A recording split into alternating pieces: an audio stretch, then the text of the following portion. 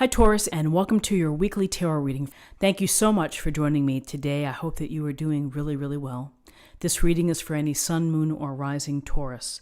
We will look at the cards, we'll get a sense of the awareness for the week, guidance and possible outcomes. I will also choose a couple of oracle cards for additional information. So let's just go ahead and get started.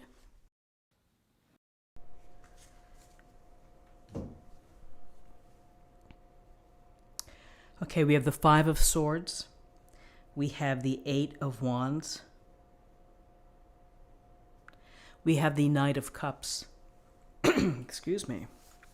So with the Five of Swords, we see the guy in the front holding the swords, looking over his shoulder, just about smirking, taking glory in his win, and the other two folks walking away.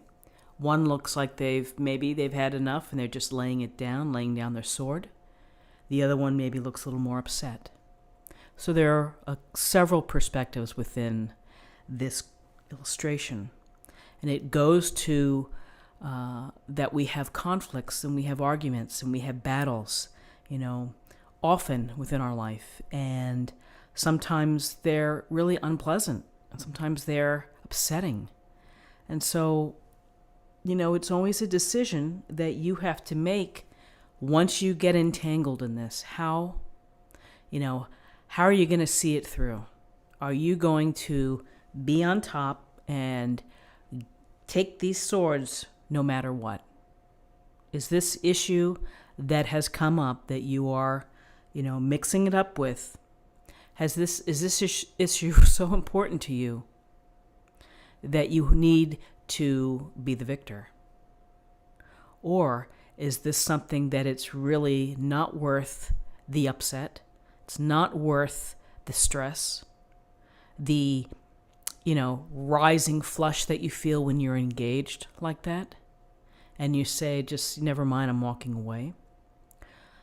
Some people realize that this, sometimes our heated discussions, our philosophical disagreements, our petty annoyances with each other can, lead to friendship splits or timeouts or decisions to stay away. So, relationships are important, and there's no escaping that we get conflict and we have arguments. It's just a matter of how you're going to position yourself in it. How are you going to live through it? Are you going to come out on top? Maybe it's something that's really, really important to you, and you feel that you really have to make your point. So an interesting card, particularly with the gray skies and the rough waters behind, and it certainly is indicative of, there's never just smooth sailing while every day is amazing. We do have these rough patches, and we have these rough patches with the relationships or the office relationships or our marriages. So with this sense of conflict here we have the Eight of Wands. And the Eight of Wands indicates fast-moving events or decisions, rushing. There's a rush here. And, just the first thought that comes to mind is that in the U.S., Wednesday is often a day of travel for the holiday. And here, the wands are traveling. The wands are moving it out. For many of you, you may be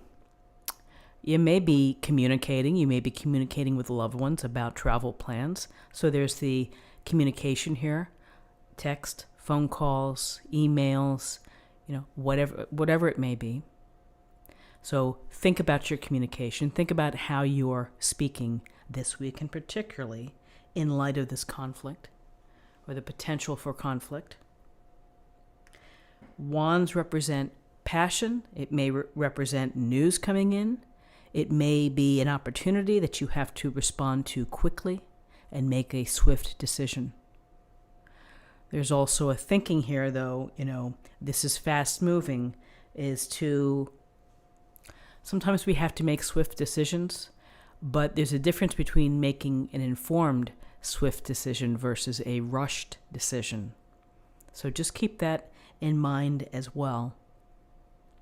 Travel, communication, perhaps news coming in, and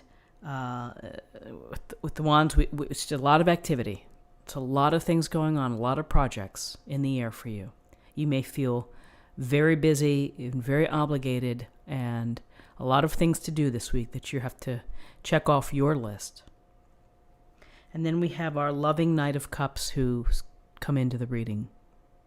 And this Knight of Cups is very, very interested in the nature of the relationship, which is how we act within a relationship. And I feel that he's here to help remind you and us that how we treat people with tenderness, with kindness, with caring, with love is very important, and not to lose sight of that. And so here, this is a romantic, dreamy energy. For some of you, maybe you're on travel, maybe you meet somebody. If you're single and looking, if your eyes are open, if you're ready to receive, maybe you have that attraction. Certainly the Knight of Cups could represent that. For others, it's a nice, gentle encouragement to focus on relationships, on the love within your relationships, to show extra care to someone, to be maybe more supportive, to be proactive in a friendship, to offer forgiveness or kindness if there have been harsh words exchanged. So the Knight of Cups is simply a very loving, romantic, dreamy, offering the cup to you. I'm offering my cup, and I always love that his helmet is raised. You see his face. He's looking right at you, holding the cup.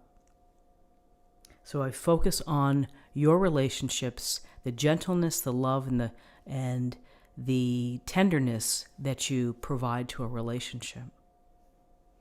So let's take a look at what we have in terms of numbers. We have 5 and 8 is 13 and 1 is 14. 14 reduces to 5. 5 can be about challenges, adversity. It could be about new cycles happening. Also a sense of having to be flexible and adapt. And then finally, let's choose an oracle card for an affirmation for the week. I'm sorry, for the day.